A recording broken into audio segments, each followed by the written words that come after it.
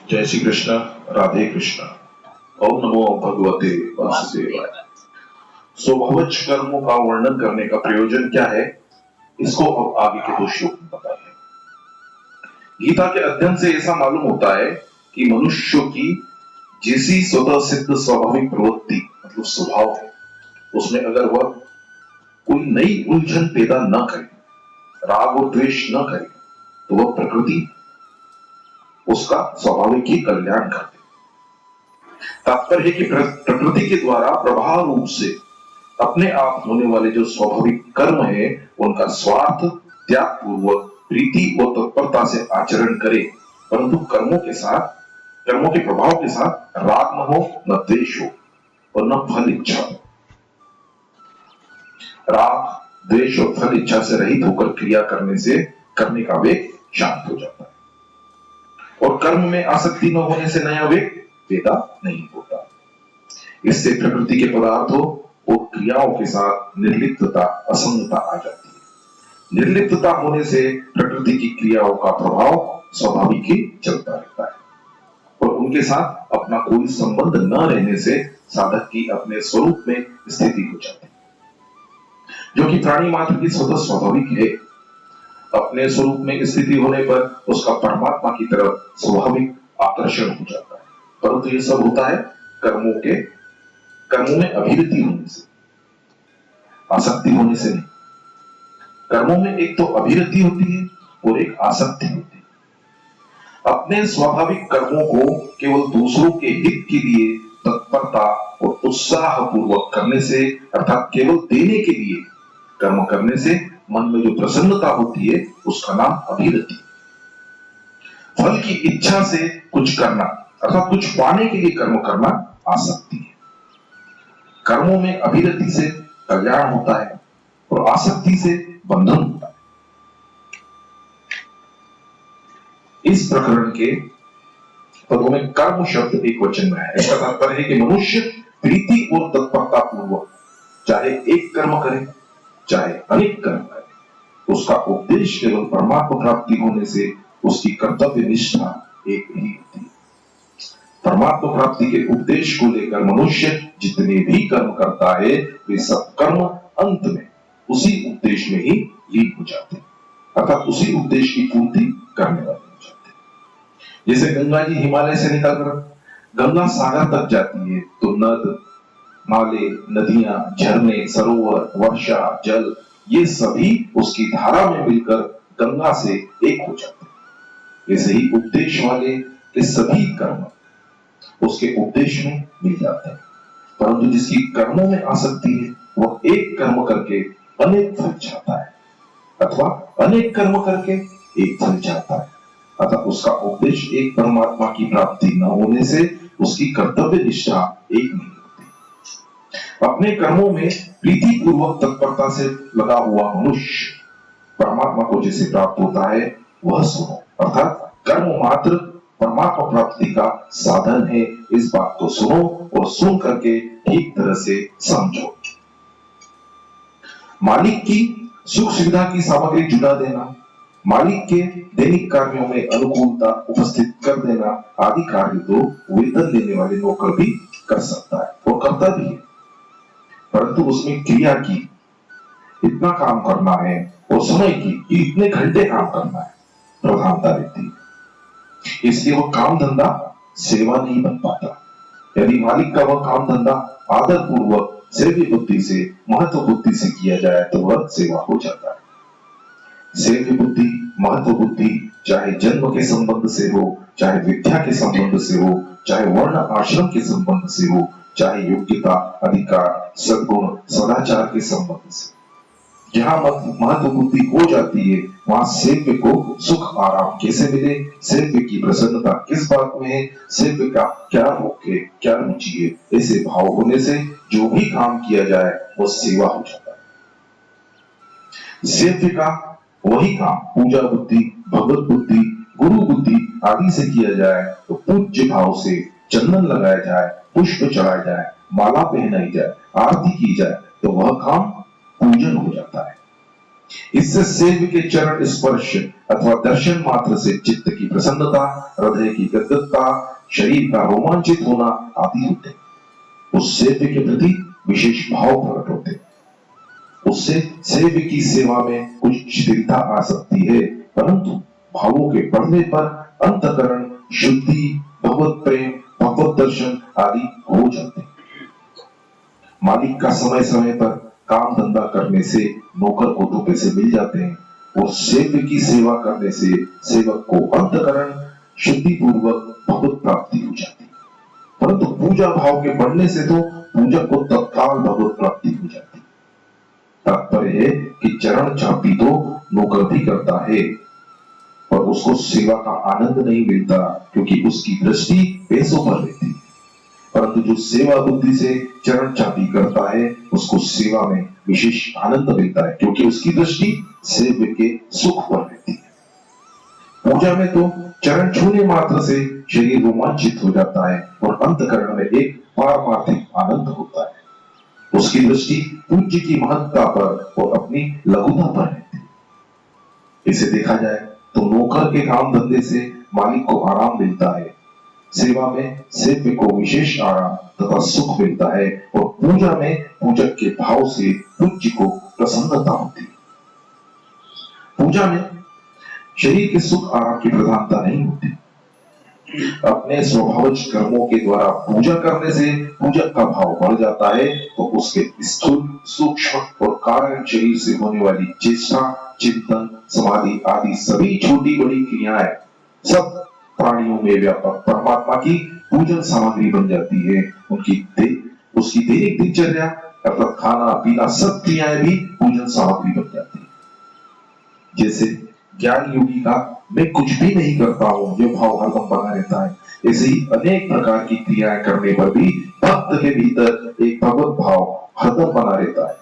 उस भाव की गाढ़ता में उसका अहम भाव भी छूट जाता है।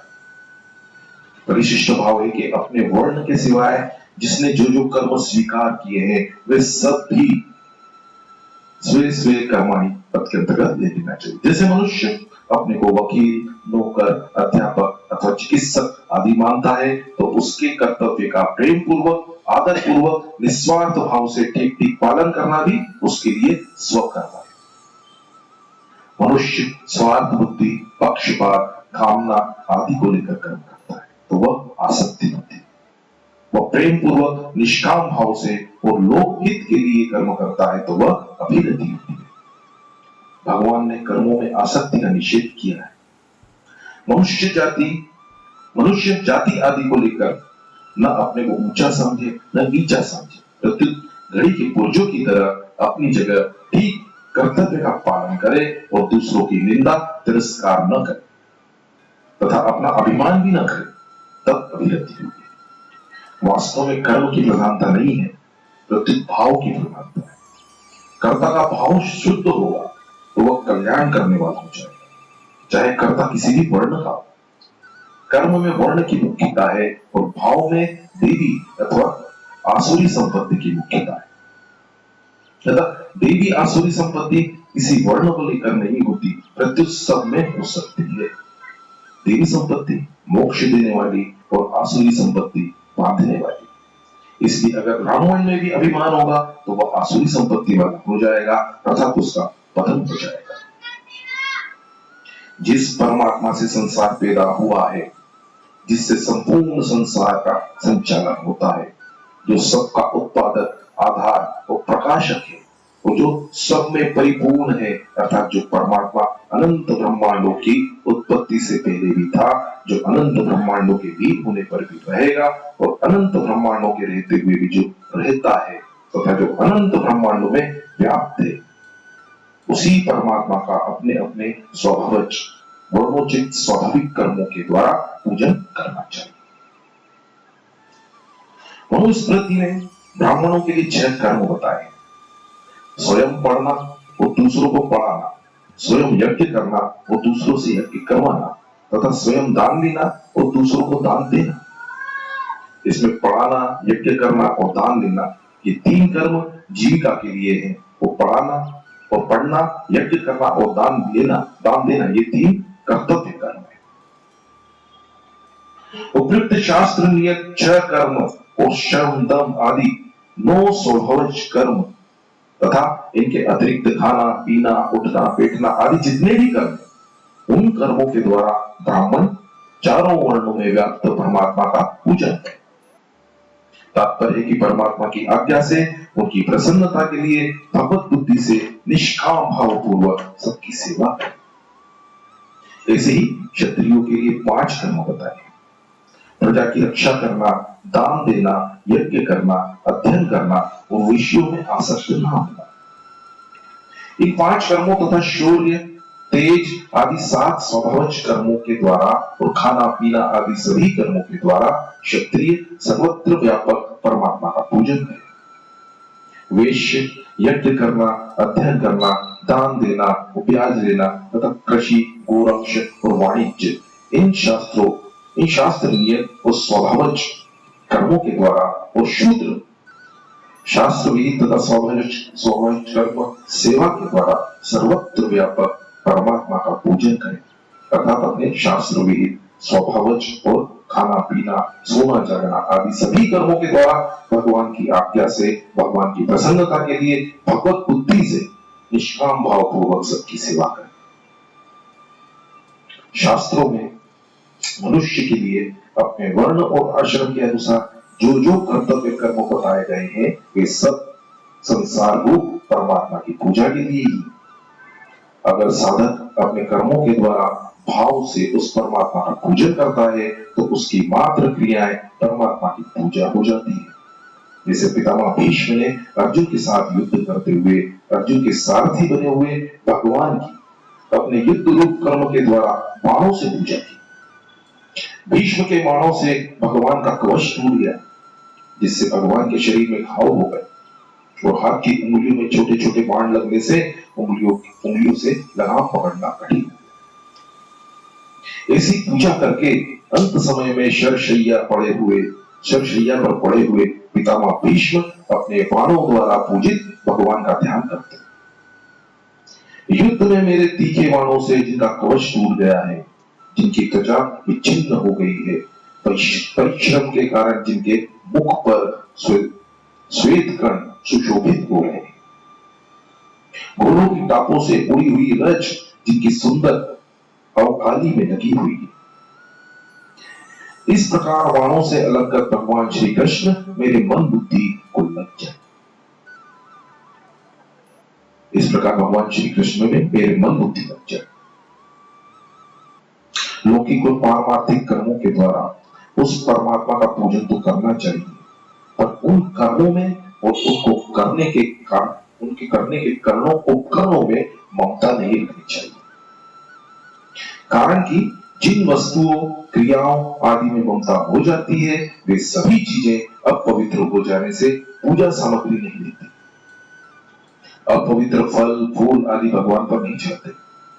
इसलिए मेरे पास जो कुछ है वे सब उस सर्वव्यापक परमात्मा का ही है। मुझे तो केवल निमित्त बनकर उनकी दी हुई शक्ति से उनका पूजन करना है। इस भाव से जो कुछ किया जाए वो सब का सब परमात्मा का पूजन हो जाता है।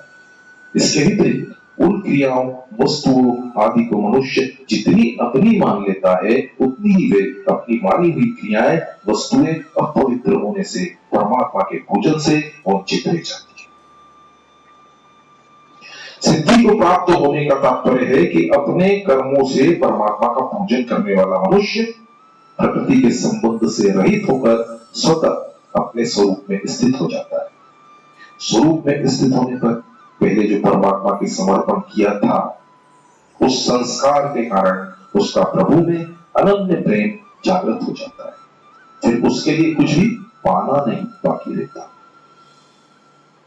यहाँ मानव शब्द का तात्पर्य केवल ब्राह्मण, क्षत्रिय, वैश्य, शूद्र और ब्रह्मचारी, गृहस्थ, वानप्रस्थ, संन्यास इन वर्ण और आश्रमों आदि से ही नहीं है, जो हिंदू, मुसलमान, ईसाई, बौद्ध, पारसी, यहूदी आदि सभी जातियों और संप्रदाय से।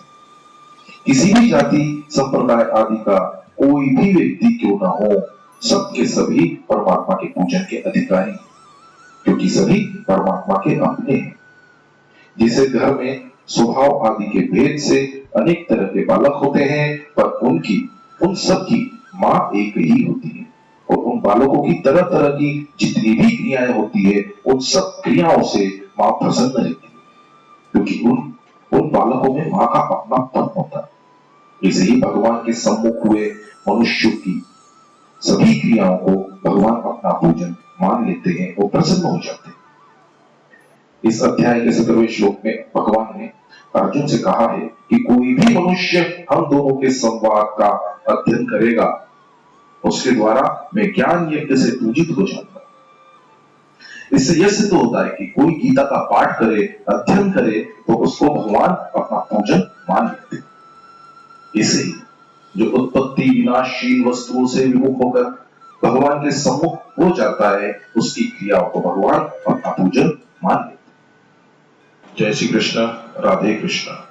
ओम नमो भगवते वासुदेवाय।